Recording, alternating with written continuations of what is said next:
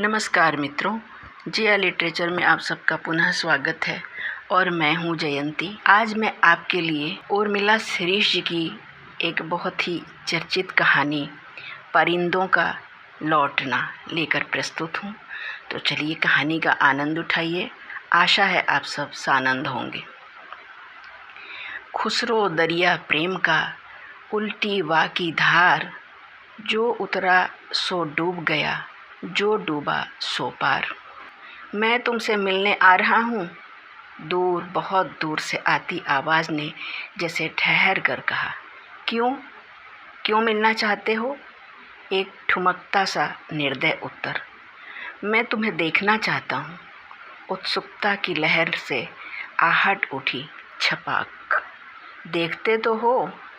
जानबूझकर लहर से स्वयं को दूर करना चाहा। कहाँ देखता हूँ? हल्का सा दर्द लहर में घुल गया। फेसबुक पर जवाब में घुली लापरवाही पर जवाब की प्रतीक्षा करता। यह कोई देखना हुआ? सुने को अनसुना करता बहाना। तो और क्या होता है देखना? आवाज़ में जैसे कोई अधूरा राग आ मिला हो। सामने आकर, मिलकर, छूकर, राग में शब्द साकार होना चाहते हैं। छूकर, छूने की अभिलाषा अभी भी पाले हुए हो? ऐसी अनजान अटखेली जो अपना रहस्यपन छुपा सकी। हाँ, नहीं, पता नहीं, बावरा मन बेचैन है। यह ठीक नहीं है हमारे लिए, खासकर मेरे लिए। मैंने तुम्हारी फ़ोटो देखी है पत्नी के साथ, बच्चों के साथ, एक खुशहाल परिवार। इन सबको पता चल गया तो मन में बैठी बच्ची भयभीत हो उठी हो जैसे। इसमें बुराई क्या है? हम यूं ही नहीं मिल सकते, दो दोस्तों की तरह, दो सहेलियों की तरह? कितने साल हो गए? 47 साल। वह गिना रहा है वर्ष, माह, दिन, पल। इतना आसान होता तो इस पृथ्वी पर इतनी वियोग की ज्वालाएं न जली होती, इतने दिल न टूटे होते, इतने युद्ध और संधियां न हुई होती। संबंधों का ताना बाना विश्वास के धागों से बंधा होता है। अरे यह कौन हिसाब किताब लगा रहा है? क्या एक डरी हुई स्त्री? तुम बात को कहाँ से कहाँ ले जा रही हो? आवाज़ में झुंझलाहट भर गई हो जैसे। जहाँ ले जाना चाहिए वह थोड़ा बेलिहाज हो चली अब। देखो कांता, बस एक बार, सिर्फ एक बार मिलना चाहता हूँ। मान लो मैं बिना बताए आ जाता तो क्या तुम दरवाज़ा न खोलती, मुझे अपने घर से बाहर निकाल देती? सवाल, सिर्फ सवाल, कसक में डूबे सवाल, कुछ तड़पते से, कुछ उदास से। कांता के पास कोई जवाब न था। यह तीसरा दिन है, तीसरा दिन, चौथी रात, जब वह कपिल के सवाल का कोई जवाब नहीं ढूंढ पाई थी। कई बार जवाब आसपास होते हुए भी पकड़ में नहीं आ पाता, तो कई बार हाथ में आते आते छिटक जाता। वह जाग रही है, बेचैनी में डूबी लगातार। उसके आने से बनने वाली दुनिया को खोल बंद रही है। सिर भारी है, आंखें जल रही हैं, हाथ पाँव में जलन है, टूटन है, नसें तड़क रही हैं। अनिर्णय के ऐसे छटपटाते समय में न उसे बाहर खिले गुलाब के फूल दिखाई दे रहे हैं, न चिड़ियों की चहचहाहट सुनाई दे रही है, न तेज़ हवाओं का स्वर सुनाई दे रहा है, न बारिश की बेरहम आवाज़ें और रौद्र रूप दिखाई दे रहा है। बाइयाँ कब आईं, कब चली गईं। सब्जी वाले ने आवाज़ें लगाईं, उसने नहीं सुनी। अखबार बाहर पड़े हैं, उसने नहीं पढ़े। फ़ोन की घंटियाँ बज बज कर बंद हो गईं, उसने नहीं सुनी। कपिल ने 10 मैसेज किए, मगर उसने कांपती उंगलियों से मैसेज खोले, पढ़े और बिना उत्तर दिए छोड़ दिए। तबीयत तो ठीक है ना? वह पूछ रहा है। उसका रात के 2 बजे फ़ोन करके पूछना उसे अच्छा ही लग रहा है, जैसे वह सारे जतन इसी एक सवाल के लिए कर रही थी, इसी एक सवाल के लिए जाग रही थी। तबीयत ठीक नहीं है? क्या हो गया है? दवा ली? डॉक्टर को दिखाया? नहीं, ज़रूरत नहीं है। अभी तुम कहाँ पर हो? अपने घर पर। बच्चे बाहर हैं। पति? तुम्हें बताया तो था। मैं हर 5 साल में आता हूँ। हमारे बैच वाले गेट टुगेदर रखते हैं। 2 दिन का शानदार प्रोग्राम होता है। डांस, संगीत, लंच, डिनर, पिकनिक, सब कुछ भव्य और अविस्मरणीय। उसके बाद मैं अपनी बहन के पास जाता हूँ। वहीं सारे रिश्तेदार आ जाते हैं। वह अपनी ही कहानी सुनाया जा रहा है।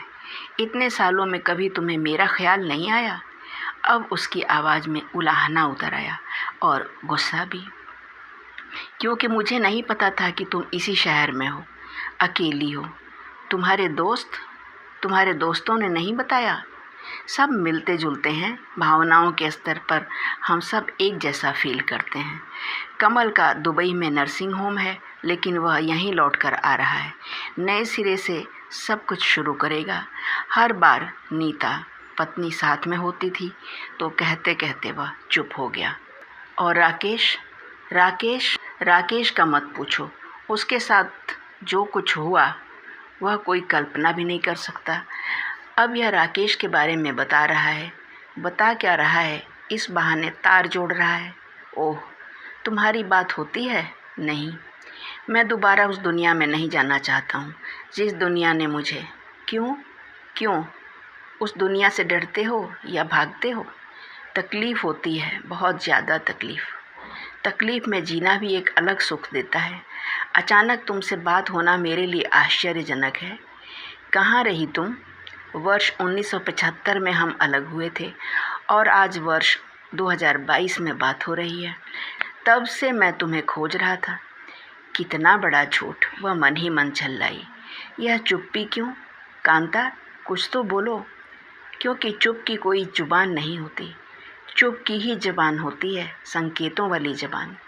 तुम्हारी बातों में विरोधाभास है, पर चुप्पी असर तो डालती है। तुमने मेरे किसी भी मैसेज का जवाब नहीं दिया। मैं डरती थी। किससे? अपने आप से। पिछले 40-45 वर्षों में मैं कभी भी नहीं डरी। अकेली रही तब भी नहीं। सैकड़ों देशों की यात्राएं करती रही तब भी नहीं। कैंसर से लड़ रही थी तब भी नहीं। कोविड हो गया था तब भी नहीं। मौत से भी नहीं। पर पिछले 4 दिनों से डर के मारे सो नहीं पाई हूँ।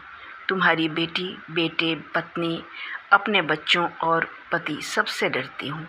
एक बनी बनाई इमेज, सुख शांति से भरा परिवार, उस परिवार में सब कुछ स्वीकार्य होगा, पर मेरा प्रेम प्रसंग नहीं, कतई नहीं। सो प्लीज़, जैसे 47 साल निकल गए अपरिचय में, अबोले में, अनदेखे, बाकी के दिन भी निकल जाने दो। कल मेरी फ़्लाइट है। कपिल की आवाज़ में अब खुशी की खनक है। क्यों आ रहे हो? मत आओ। मुंबई से इंदौर, वह अपनी ही धुन में बताया जा रहा है। अब भी सोच लो। कांता, प्लीज़ आने दो। बाय, शुभ यात्रा। कहकर उसने फ़ोन रख दिया। उसने देखा उसकी हथेलियाँ पसीने से चिपचिपा रही थीं। पूरी देह एक अजीब सी सिहरन से काँप रही थी। ठीक वैसी ही सिहरन जब वो कपिल से मिला करती थी तब हुआ करती थी। ताज्जुब की इतने वर्षों बाद आज वही सिहरन उसकी देह को सिहरा रही थी।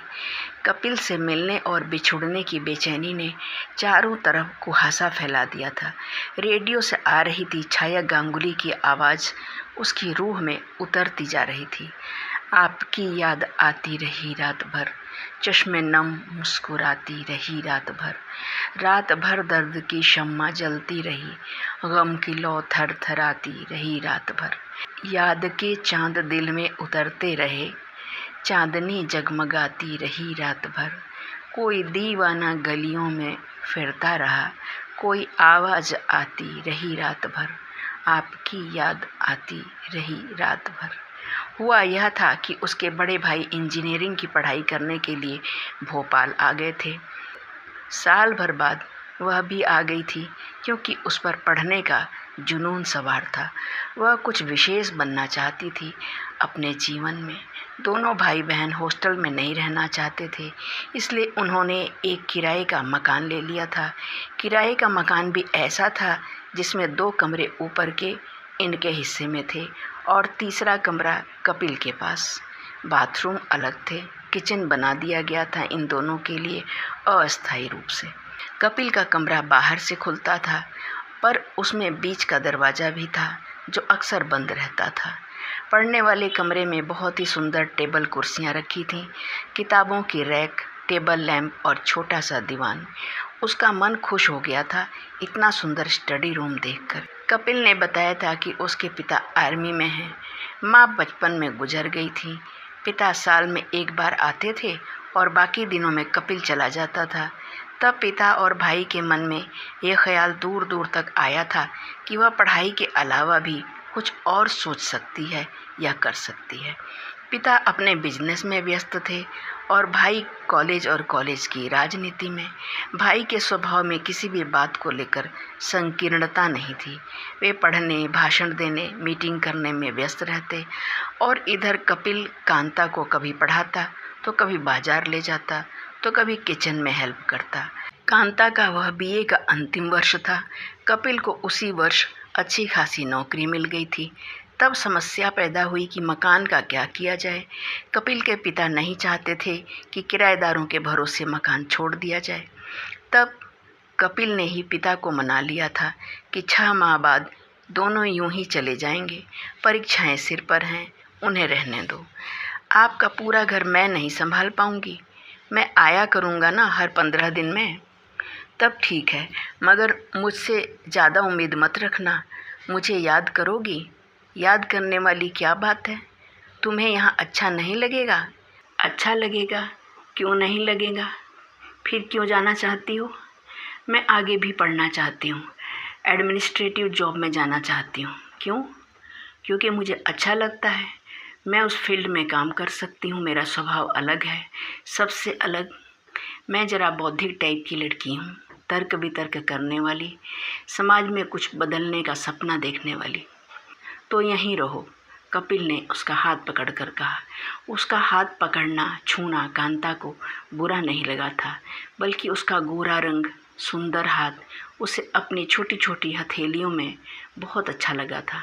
उसका वो स्पर्श से पैदा होने वाली वो सिहरन आज भी देह में बिखरी है, रोम रोम में बसी है। बल्कि कई बार उसे लगता है कि उसके रोम उसी ताप, उसी सिहरन से बने हैं।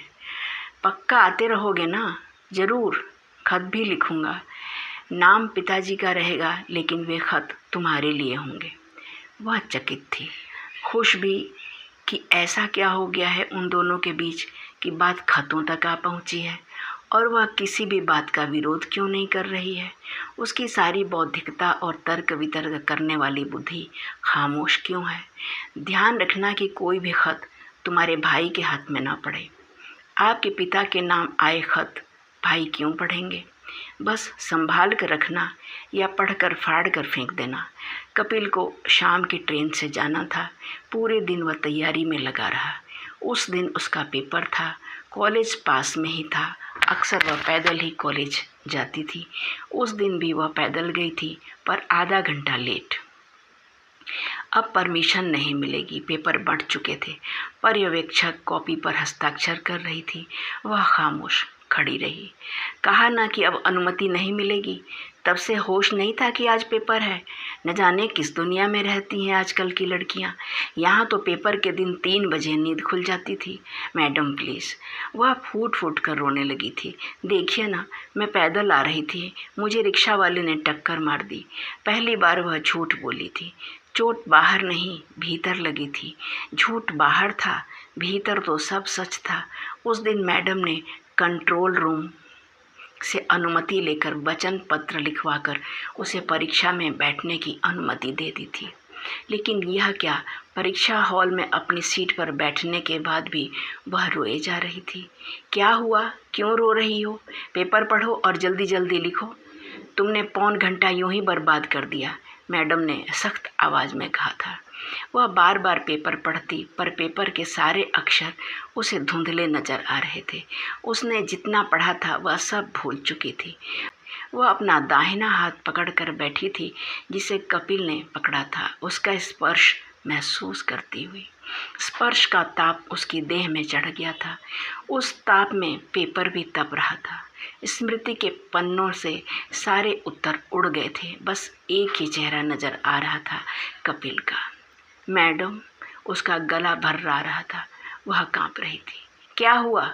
मैडम अब भी सख्त लहजे में पूछ रही थी। मुझसे लिखते नहीं बन रहा है। उसने आंसुओं से तर उंगलियां दिखाई जो कंपकपा रही थी। जानती हो, ये फाइनल ईयर है। जी पता है। अभी 1 घंटा नहीं हुआ है। कोशिश करो, याद करने की कोशिश करो। उसने पेपर और कॉपी एक तरफ रख दी और घड़ी देखने लगी। 1 घंटे में मात्र 10 मिनट शेष थे। 1 घंटा पूरा होते ही वह उठ खड़ी हुई।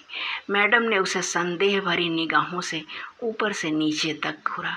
समय से पहले पेपर कॉपी छोड़कर जाने वाली लड़कियां क्या करती हैं, कहाँ जाती हैं, वे जानती हैं। क्या ये भी वहीं जा रही है, किसी के साथ भाग रही है? मात्र 10-15 मिनट बैठी होगी और चली गई। कांता को न तो अब इस बात की चिंता थी कि उसका अंतिम वर्ष है और इसमें अच्छे नंबर आने ज़रूरी हैं। अगर इसमें अच्छे नंबर नहीं आए तो वह पीजी में किसी अच्छे कॉलेज में एडमिशन नहीं ले पाएगी। न उसे इस बात की परवाह थी कि पिता और भाई पूछेंगे तो क्या जवाब देगी। न इस बात का मलाल था कि सच्चाई पता चलने पर पढ़ाई बंद करवा दी जाएगी। तो फिर शादी ही एकमात्र विकल्प बचता है। यहाँ रहने का बहाना भी खत्म हो जाएगा। इन सभी परिणामों को जानने के बावजूद कांता पेपर छोड़कर लगभग भागते हुए घर की तरफ लौटी।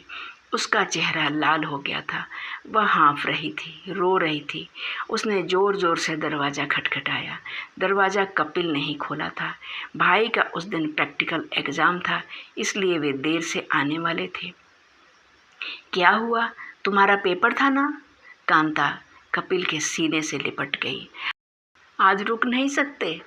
पगली, कपिल ने उसे अपनी बाहों में जोर से खींच लिया। मैं तुम्हारे बिना नहीं रह सकती। रहना होगा, पढ़ना होगा, अगर चाहती हो कि मैं आऊँ तो। और तुम्हें कुछ बनना है तो मुझसे मिलने के लिए तुम्हें पीजी में एडमिशन लेना ही होगा।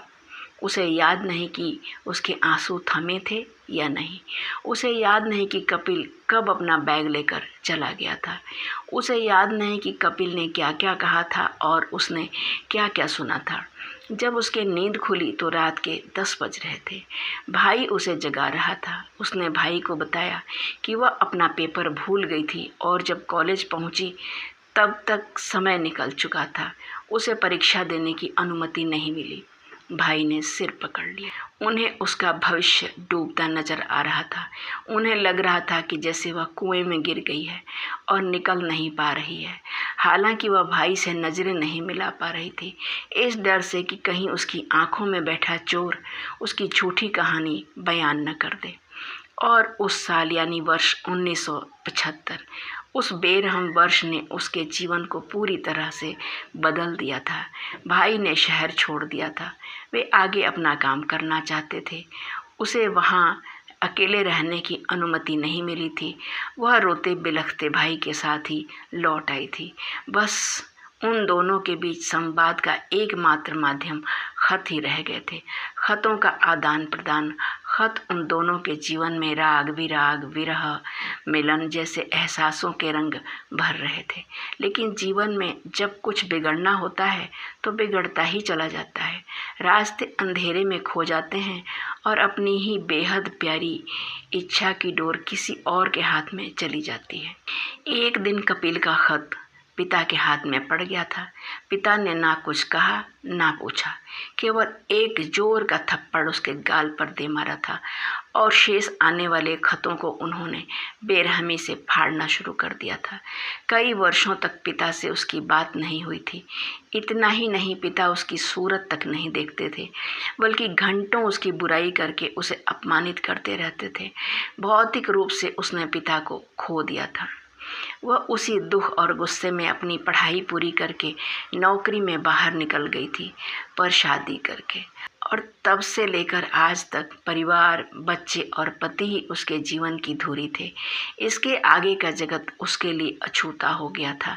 उसकी विस्मृति में कहीं कपिल के साथ बिताया गया जीवन गहरी नींद में सो गया था। न वो फेसबुक जानती, न व्हाट्सएप, न मैसेंजर, न इंस्टाग्राम। वो तो बच्चों ने उसे फेसबुक से जोड़ लिया था। फिर धीरे धीरे वह फेसबुक के विराट संसार से जुड़ती गई थी और एक बार देखती क्या है कि कपिल अपनी पत्नी के साथ मुस्कुराते हुए घूम रहे हैं। घर, बगीचे, देश विदेश के पर्यटन स्थल, जंगल, सभी जगह पति पत्नी की मुस्कुराती फोटो, वीडियो, गाना गाती पत्नी के वीडियो। वह एक क्षण में ही पहचान गई थी कितना बदल गया है। चेहरा कुछ दब गया था, लंबा और चपटा सा दिख रहा था, बाल सफ़ेद हो गए थे। उसके मुकाबले उसकी पत्नी ज़्यादा खूबसूरत और जवान लग रही थी। बगल में उसकी बेटी और बेटा खड़े थे। कपिल, कपिल, काश न तुम दिखते न मिलते। यूँ तुम्हें देखकर मैं उदास क्यों हो रही हूँ? क्यों मेरे भीतर बर्फ़ पिघल रही है? क्या मुझे जलन हो रही है, या मैं तुम्हारे साथ स्वयं को देखना चाहती थी? तब उसने उसकी फ़ोटो को पसंद करना शुरू कर दिया था। वह उसकी फ़ोटो देखती रहती घंटों तक, उसके चेहरे को बार बार देखती। अब उसका मन चारों तरफ से उचट गया था, केवल और केवल उसके बारे में सोचती रहती। जबकि बाहर की दुनिया में रूस और यूक्रेन का युद्ध चल रहा था। खूबसूरत खंडित हो चुके भवनों का मलबा पड़ा था। सैनिकों और नागरिकों की लाशें बिछी पड़ी थीं। लोग देश छोड़कर भाग रहे थे। चारों तरफ हाहाकार मचा था। एक दूसरे देश में तख्ता पलट हो गया था। महिलाएं और बच्चे गोलियों से, भूख और हिंसा से मारे जा रहे थे। बाढ़ में शहर के शहर डूब रहे थे। कहीं जंगलों में आग लगी थी तो कहीं बच्चियों के साथ बलात्कार हो रहे थे, उनकी हत्या की जा रही थी। राजनीतिक बहसों ने घर में अजीब सा शोर भर दिया था। फिर भी वह उसी के बारे में सोच रही थी, केवल उसके फोटो देख रही थी। वह आत्म केंद्रित हो गई थी। वह दिन और रात का अंतर भूल गई थी। उसे डॉक्टर के पास जाकर आंखों की जांच करवानी थी, पर वह नहीं जा रही थी। उसे माँ के साथ रुकना था, पर वह एकांत में दरवाज़ा बंद करके केवल और केवल उसकी ही फोटो के साथ रहती। यह उसका उन्माद था या बीते वर्षों में जीने की अभीप्सा थी? यह दुनिया से पलायन था या अपना खालीपन भरने का नशा? वह स्वार्थी हो गई थी या आत्मलीन? ये तो बेईमानी हुई। किसके साथ बेईमानी? पति के साथ? कैसे? इस उम्र में तुम अपने प्रेम को लेकर परेशान हो उसके साथ बिताए अपने वक्त को लेकर, उसकी यादों को लेकर। नहीं, वह पति और उसके बीच नहीं आ रहा है। उसने तो एक शब्द तक नहीं कहा है, न पति से अलग होने को, न संबंधों को लेकर। फिर बेईमानी कैसी? वह मेरे बीते समय का सबसे खूबसूरत हिस्सा है, मेरी रूह में बसा स्वप्न लोक। अब वह पीछा कर रहा है हर रोज़, हर घंटे, हर पल। वह 2 कदम आगे बढ़ाती, घर के बाहर निकलती तो वह उसके साथ होता। अपने परिवार के साथ यात्राओं की खींची गई तस्वीरें फेसबुक पर पोस्ट करता, जो उसकी पसंद की गई होती। क्या फेसबुक से हट जाऊं? न फेसबुक पर रहूंगी, न फेसबुक पर वह दिखेगा, न कमेंट्स लिखेगा, न उसे कुछ सोचना पड़ेगा। लेकिन वह तो उड़ चुका है भारत के लिए। उसके शहर में उतरेगा, वह आएगा, मिलेगा, मैं उसे देखूंगी, वह मुझे देखेगा। तब क्या होगा? तुमने मना तो नहीं किया? क्यों? नहीं, वह उसके सामने नहीं आना चाहती है। तुम भाग रही हो, तुम डर रही हो। वह स्वयं को झिड़कती। अगर तुम्हें उससे कोई सरोकार न होता तो तुम क्यों अमेरिका के शहरों के आसपास जंगलों में लगी आग से परेशान होती? क्यों अमेरिका में फैलने वाली बीमारियों को लेकर चिंतित होती थी? उस देश में कौन है तुम्हारा जिसकी फिक्र में तुम जागती हो, आहें भरती हो? इससे पहले तो कभी ऐसा नहीं हुआ। मगर वह बीता वक्त, बेसाथ गुजारे पल क्या तुम्हारे मन को नहीं झकझोर रहे हैं? कांता ने उठकर लाइट जलाई, दरवाज़ा खोल दिया। बेचैनी के कारण उसका मन घबरा रहा था। टीवी ऑन किया, फिर बंद कर दिया। बेडरूम से अपना रेडियो उठा लाई, गज़ल का चैनल ऑन कर दिया। राधिका चोपड़ा की खनकती आवाज़ उसके मन को हौले हौले छूने लगी। मुझसे पहली सी मोहब्बत मेरे महबूब न मांग। मैंने समझा था कि तू है तो दरख्ता है हयात, तेरा गम है तो गमे दह का झगड़ा क्या है, तेरी सूरत से है आलम में बहारों को सुबात। तेरी आँखों के सिवा दुनिया में रखा क्या है, तू जो मिल जाए तो तकरीर निगूं हो जाए। यूं न था मैंने फ़कत चाहा था यूं हो जाए, और भी दुख हैं ज़माने में मोहब्बत के सिवा, राहतें हैं और भी हैं वस्ल की राहत के सिवा। लौट जाती है उधर को भी नज़र क्या कीजिए, अब भी दिलकश है तेरा हुस्न मगर क्या कीजिए। मुझसे पहली सी मोहब्बत मेरी महबूब न मांग। फैज़ अहमद फैज़। नहीं, उसने अपने चेहरे को हथेलियों में भर लिया। बड़ी मुश्किल से जीवन को पटरी पर लाई थी, पर कपिल ने आकर सारा धैर्य सारा संयम तोड़ दिया था। उसका मन उसी से पूछ रहा था, वही है ना, वही जिसे तुमने दिल की कई परतों के बीच छुपा रखा था, जिसके नाम को तुमने अपनी ज़बान के भीतर कुंजी की तरह दबा लिया था, अन्यथा उसका नाम जुबान पर आते आते क्यों तुम्हें अपनी जीभ दांतों तले दबानी पड़ती थी। मंदिरों में जाकर तुम उसके खुशहाल जीवन की दुआ मांगती थी या नहीं? क्यों? बोलो, जवाब दो।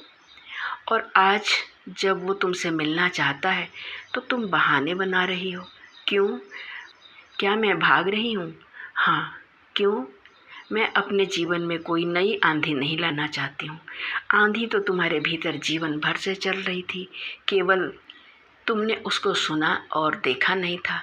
उसका मन उससे पूछ रहा है, दिले नादां तुझे हुआ क्या है, आखिर इस दर्द की दवा क्या है। उसे गुजर जाने दो, कलंक लगेगा। कौन लगाएगा? मेरी आत्मा, मेरा मन, मेरा हृदय, मेरी बुद्धि। आजमा कर देखो, नहीं सहा जाएगा। सहने का दर्द ही तो होगा। अब वो बर्दाश्त नहीं होता। प्यार ताकत देता है, पर प्यार अमन चैन भी छीन लेता है। रात दिन द्वंद्व, सवाल जवाब, आत्मालाप सा चलता रहता है। पुरानी एल्बम उठाकर फ़ोटो देख रही है, कहीं किसी चित्र में नज़र आ जाए। लेकिन वो तो तभी फाड़ दिए थे जब पिता को उसके ख़तों के बारे में पता चला था। तब ख़त और फ़ोटो सब अग्नि के हवाले कर दिए थे। आग वहाँ जली थी, तपिश उसने झेली थी, लपटें वहाँ उठी थीं, फफोलों से उसकी देह भर गई थी। आंसू टपक रहे हैं लगातार, आंसुओं को टपकने दे रही है। तो पकड़ो पकड़ो उसके जीवन की उस डोर को जिसे उसके पिता ने पकड़ लिया था। पिता हैं? पूछ ही नहीं पाई। उसकी मुलाकात के पहले ही तो एक बार पिता से मुलाकात हुई थी। होंगे, ये भी हो सकता है कि वे शहीद हो गए हों। कभी फ़ोटो में तो नहीं दिखे। सबसे पहले उन्हीं के बारे में पूछूंगी। अब उसकी फ़्लाइट कहाँ होगी? वह बार बार घड़ी देख रही है। हे भगवान, उसकी यात्रा को सुरक्षित रखना, वह सही सलामत आ जाए। डर रही हो? क्यों? क्यों? क्योंकि विमान यात्राओं का डर तुम्हारे भीतर बैठा है। तुम्हें लगता है कि विमान दुर्घटनाओं में कोई नहीं बचता। यदि कोई अनहोनी हो गई तो वह भी नहीं बचेगा। नहीं नहीं, इतने बुरे ख्याल ही क्यों आते हैं तुम्हारे कमज़ोर और पापी दिल दिमाग में? बीच के वर्षों में तो तुमने कभी कुछ नहीं सोचा, जाना समझा। अब इतनी चिंता क्यों? घड़ी की तरफ निगाहें टिकी हैं। अब वो मुंबई में उतरने वाला होगा। लंबा गोरा अंग्रेज़ों की तरह दिखने वाला वह जब चल रहा होगा तो कितना आकर्षक लग रहा होगा। उसकी भूरी आँखों में यहाँ आने का उल्लास उतर आया होगा। उसके कदम भाग रहे होंगे। वह चारों तरफ खोजती आँखों से कुछ कुछ तलाश रहा होगा। अब वह एयरपोर्ट पर इंतज़ार कर रहा होगा। हो सकता है शॉपिंग कर रहा हो। नई सिम ली होगी और सिम डलवाते ही वह मुझे फ़ोन लगाएगा। क्या 4 घंटे इंतज़ार करेगा? अब तक तो उसका फ़ोन आ जाना चाहिए। वह घर में ही चहलकदमी कर रही है। रेडियो पर राशिद खां की जादुई आवाज़ में मन को झंकृत करने वाली गज़ल चल रही है। याद पिया की आए, ये दुख सहा न जाए, हाय राम। बाली उमरिया सुनरी सजनिया, जौवन बीता जाए, हाय राम। याद पिया की आए, बैरी कोयलिया कूक सुनावे, मुझ विरहिन का जिया चलावे, पिया बिन रहा न जाए, हाय राम। याद पिया की आए। फ़ोन क्यों नहीं किया? क्या आया नहीं है? फ़्लाइट कैंसिल तो नहीं हो गई, या हो सकता है उसका प्रोग्राम ही बदल गया हो। उसका दिल बैठा जा रहा था, उसकी निगाहें जम गई थीं, उसका मन दुख से भर गया था। वह 47 साल पहले की बेचैनी अपने भीतर महसूस कर रही थी। वह सोफे पर निढाल पड़ी थी। 3 घंटे बाद फ़ोन की घंटी बजी। मैं मुंबई आ गया हूँ। फ़ोन क्यों नहीं किया तब से? इमिग्रेशन में टाइम लग गया, फिर लगेज लेना था, सिम लेनी थी, करेंसी चेंज करवानी थी। जैसे ही फ्री हुआ तुम्हें कॉल कर रहा हूँ। कैसे हो?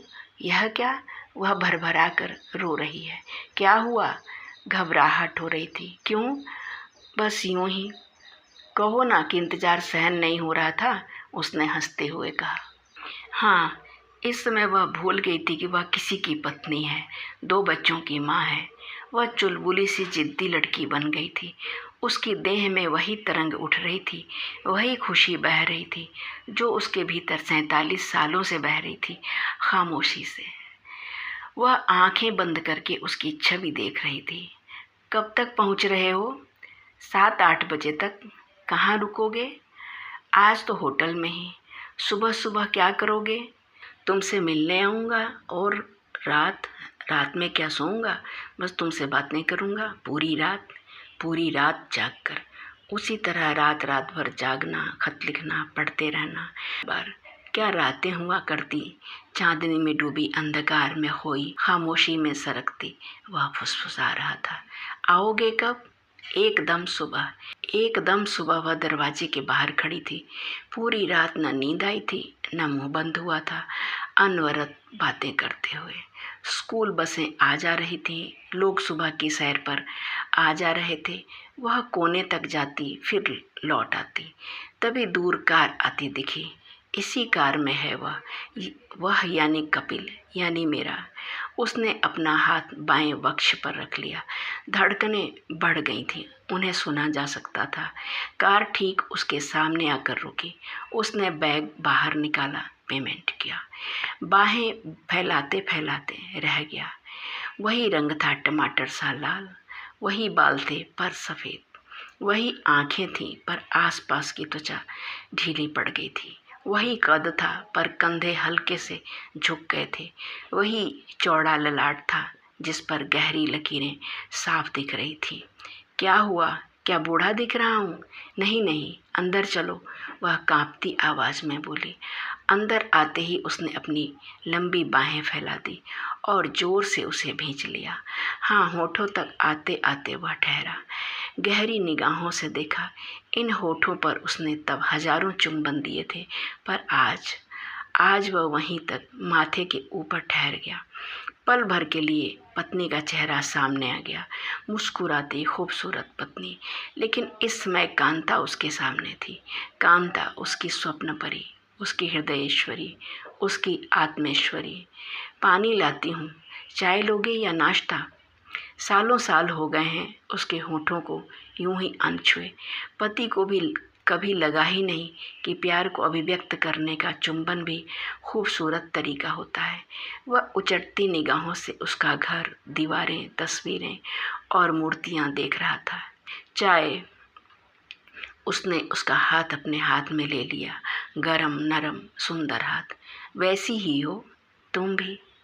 कांता, जीवन कब 2 रास्तों पर चला गया पता ही नहीं चला, और आज अपने जीवन की परिणति देखकर हैरान हूँ। भाग्य में यही लिखा होगा। वह उदास होने लगी। देर तक दोनों खामोश रहे, अपने अपने मन को, भावनाओं को संयत रखते हुए। कल का क्या प्रोग्राम है? बैच वालों के साथ रहना है, फिर मिलना जुलना, फिर वापसी। इतनी जल्दी? वहाँ भी तो देखना होता है। जब इतनी जल्दी जाना था तो मुझे बताया ही क्यों? आए ही क्यों? मिले ही क्यों? वह पुराने दिनों में लौट गई। वही अधिकार, वही शिकायतें, वही नाज नखरे। कांता, सालों साल का इंतज़ार, देखने और मिलने की तड़प। न खत लिख सकता था, न मैसेज कर सकता था। सब कुछ था मन में जो किसी की पकड़ में नहीं आता था। बस अपने मन से ही बातें कर लेता था। वह सुनकर भी अनसुना करने का अभिनय करने लगी। उसने बैग खोला, छोटी मोटी गिफ्ट थी उसके लिए। एक दुपट्टा नीले रंग का जो गुजराती परिधानों की खूबसूरत निशानी था, जो 47 वर्ष पूर्व उसके पास छूट गया था। उसी में बंधे थे वो खत जो कांता ने उसे लिखे थे। अभी तक कैसे रखे रहे, कैसे छुपाए रहे? किसी ने देखे और पढ़े तो नहीं? नहीं। अब मैं क्या करूँगी इनका? पढ़ना हर रोज़। जीवन की सारी ऊब, सारी निराशा दूर हो जाएगी। जीवन की ऊब, निराशा? वह बुदबुदाई। किसी के हाथ लग गए तो? बच्चों को लगेगा कि मैं वर्षों से उनके पापा को धोखा दे रही थी। ये भी समस्या बन गए हैं। तो फाड़ देना, वह लापरवाही से बोला। तुम नहीं समझ रहे हो। इन खतों को पढ़कर मैं पागल हो जाऊंगी। अतीत में लौटना और उसमें जीना। जो जीवन बड़ी मुश्किल से छूटा था, वही आज सामने आकर खड़ा हो गया है। उसकी आंखें डपडपाने लगी, होंठ कांपने लगे। नाश्ता? भूख लग रही है, उसने बात बदलते हुए कहा। नाश्ता करने के दौरान वे खामोश ही रहे। लग रहा था जैसे कहने को इतना कुछ है कि कुछ कहने का सिरा पकड़ में नहीं आ रहा है। तुम्हारे पति 3-4 महीने में एक बार आते हैं, 20-25 दिनों के लिए। बच्चे? वो भी छुट्टियों में। तुम अकेली रह लेती हो, बच्चों के साथ क्यों नहीं रहती? मुझे ऐसा लग रहा है तुम कोई बात छुपा रही हो। मुझे अकेले में रहना अच्छा लगता है, उसने कांपती आवाज़ में कहा। कांता, जीवन का खालीपन कभी भी भरता नहीं है। सच बताओ, तुम्हारी बातों में रहस्य है, उदासी है, दुख है। उसने नाश्ते की प्लेट को परे सरकाते हुए कहा। जानकर भी क्या करोगे? तुम मेरा भाग्य बदल सकते हो? नहीं ना। अब तुम्हारे जीवन के बारे में जानना मेरे लिए ज़रूरी है। सुनो, वह शादी मैंने गुस्से में की थी। उनके 2 बच्चे पहली पत्नी से थे। सब ने मेरा साथ छोड़ दिया था। बाद के दिन बहुत तनाव भरे रहे। न बच्चों ने मुझे अपनाया, न बाद में मेरे पति से मेरी बनी। उसका परिणाम तुम देख रहे हो इस घर के सूनेपन में। ऊपर से ये बीमारियां। पहले एक एनजीओ के साथ मिलकर बच्चों को पढ़ाती थी, पर फिलहाल वो भी बंद है। मैं आज स्वीकार करती हूँ कि मैं सबके सामने एक झूठी जिंदगी जीती रही, छाया लोक में अपना जीवन जी रही थी। यह प्रेम करने की सज़ा थी या तुमसे बदला लेने का निर्णय? जब हम प्रेम में होते हैं तब चीज़ों को उनकी गहराई में देख नहीं पाते हैं, जबकि प्रेम तो बड़ी और गहरी दृष्टि देता है। कब सुबह बीती, कब तपती दोपहर सिर पर आकर खड़ी हो गई और कब शाम होने को आई। उसका रोम रोम व्यथा में डूब गया है। वह अपने आंसुओं को पी रहा है, वह अपनी रुलाई को दबा रही है, वह अपनी ज़िंदगी के पन्ने फाड़ रहा है, वह अपनी ज़िंदगी के पन्ने खोल रही है। अब तक उसके पास 30-40 फ़ोन आ चुके थे। डिनर पर पूरा बैच इकट्ठा हो रहा है, वह चुप रही। चलना चाहिए, वह चुप रही। फ़ोन करूँगा, समय मिला तो आऊँगा, वह चुप रही। कांता, कुछ बोलो। वह क्या बोले? पहले बोलने की सज़ा पाई थी, अब ना बोलने की। तुमने मेरे ख़तों का क्या किया? कभी किसी ने पढ़े तो नहीं थे? कभी नहीं। मेरे मरने के बाद कितना बुरा लगेगा सबको, ये जानकर कि मैंने कभी किसी को प्यार किया था और ख़त लिखे थे। ये मेरी चिंता का विषय है। ये धोखा होगा? नहीं, वो बीते हुए जीवन का एक हिस्सा था, पर उसी जीवन के हिस्से को जोड़कर सारा जीवन नरक बना दिया जाता है। प्रॉमिस करो कि जाते ही सारे ख़त फाड़ दोगे या जला दोगे। क्या तुम फाड़ सकोगी, जला सकोगी? वो मेरे जीवन की धरोहर है, खूबसूरती है, हिम्मत है और है सबसे निस्वार्थ और पवित्र संबंधों के साक्षी। उससे पहले कोई नहीं था, बाद में सब आए। कपिल, अब तकलीफ़ सहन नहीं होती, चलता हूँ, संभालो। जब यह ख़त पढ़ोगी तो सारी तकलीफ़ें भूल जाओगी। कपिल ने एक बार फिर उसको अपनी बाहों में भरा। इस बार उसके मन में कोई झिझक, कोई शंका न थी, क्योंकि इस समय वो केवल एक प्रेमी था, एक साथी, और कांता केवल एक प्रेमिका, एक स्त्री, एक ऐसी स्त्री जो अपने जिए हुए जीवन को पुनः जी रही थी।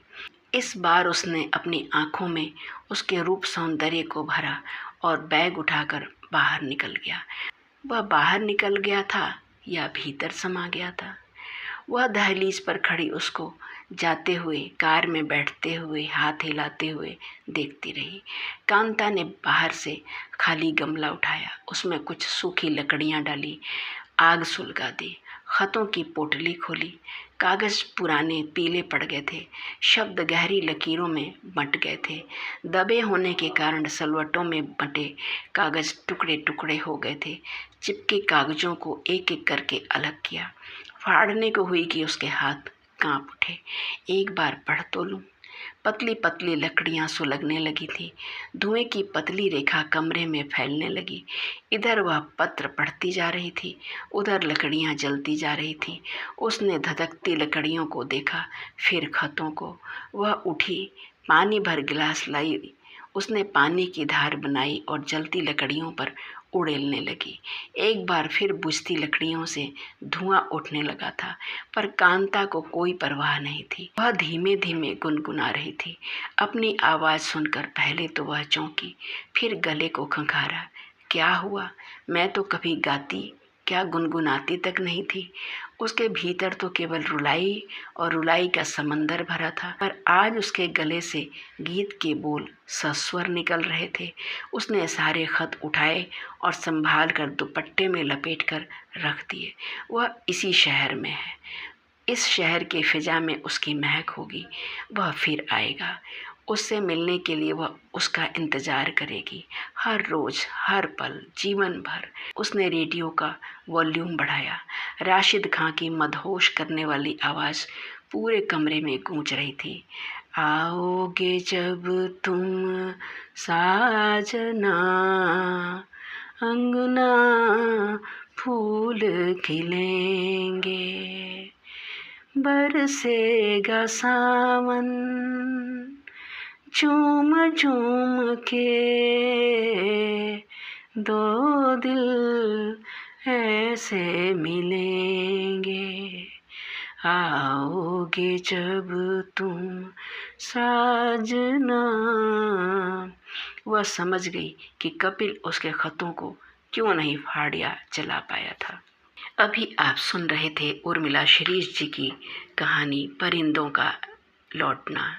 कहानी यदि आपको अच्छी लगी तो कृपया अपने कमेंट्स ज़रूर दीजिएगा। मेरे चैनल पर नए हैं तो कृपया सब्सक्राइब कर लीजिएगा, लाइक कर दीजिएगा। आपका दिन शुभ हो।